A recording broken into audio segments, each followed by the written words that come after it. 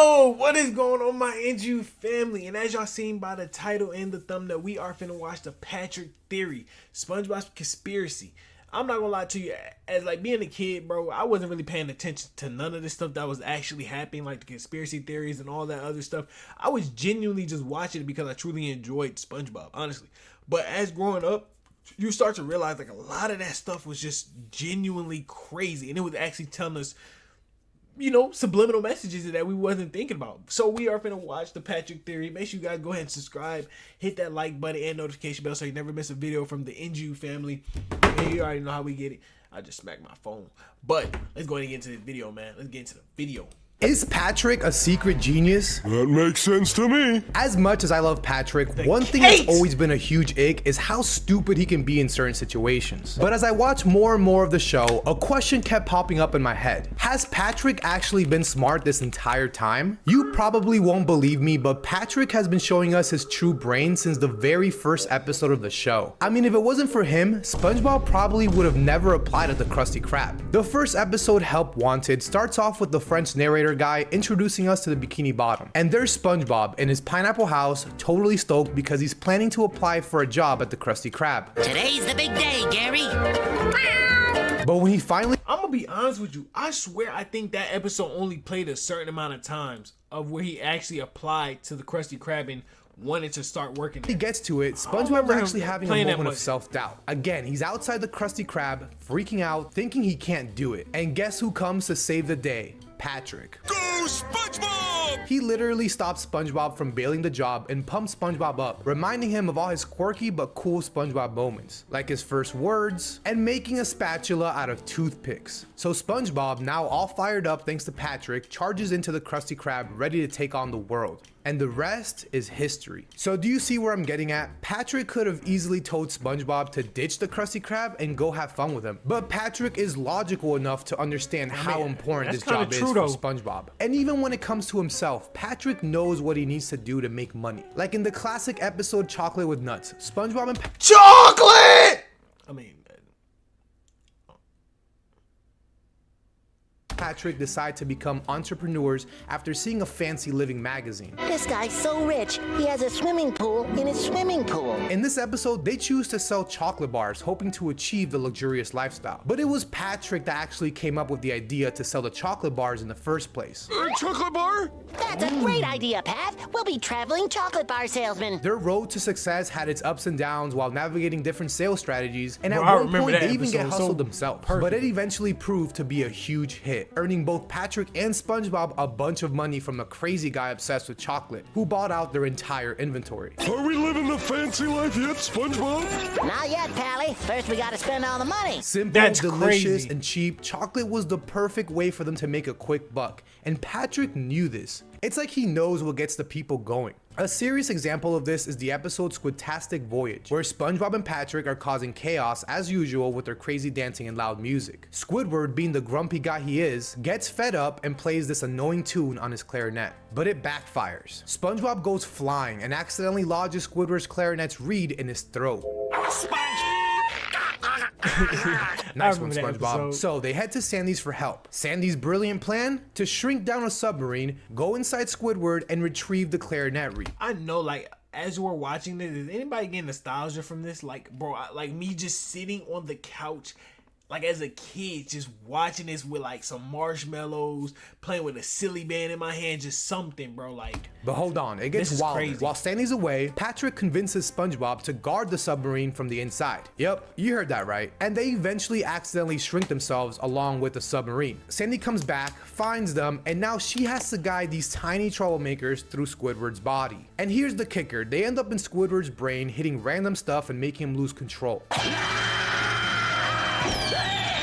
It's mayhem. At one point, SpongeBob and Patrick start fighting each other for control over the submarine, but eventually end up in Squidward's stomach and the acid starts eating away at the submarine. Mayday! We're sinking! And Patrick won't stop screaming! Now Patrick, our secret genius, figures out that if Squidward drinks soda, the bubbles will refuel the submarine. He doesn't even just happen to figure it out. He literally explains the chemistry behind why the bubbles will get them out. Even Sandy confirms his solution, shocked that he beat her to the punch. So they make Squidward drink soda and it works. They are able to escape.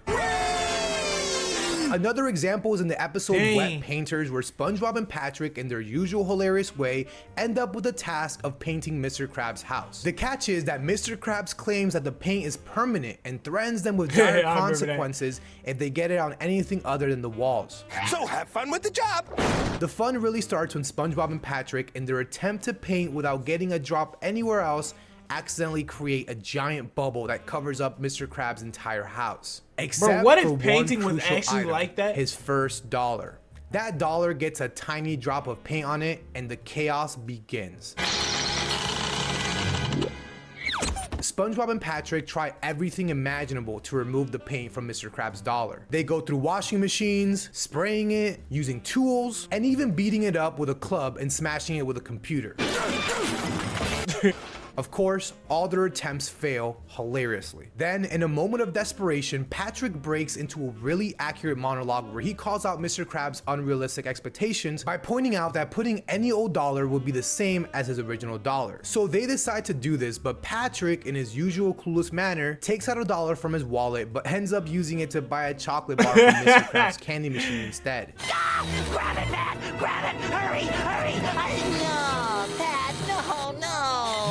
Bro, this episode pissed me off Almost, so Patrick, badly, almost. bro. But the point I is that remember Patrick this. was right. Mr. Krabs was being ridiculous, which was confirmed by the end of the episode when he revealed that the paint was actually not permanent, and he was intentionally unfair just to mess with him and SpongeBob. There we go. Good as new. If you're starting to see a pattern here, you're getting it. Patrick suddenly becomes smart in times of extreme distress, or when a friend just needs help, suddenly coming up with solutions to problems no one else does. Not even Sandy. He might get them into these problems, but poor Patrick can't help it. Now, let's talk about his brain for a second. We get that Patrick has logical moments. I think it's fair to say everyone does, but is he actually smart? What's interesting is that the show seems to answer this for us, and most obviously in the episode Patrick Smart Pants. SpongeBob Hold and on, Patrick- wait. I'm a SpongeBob fan, but I don't remember an episode being Patrick Smart Pants.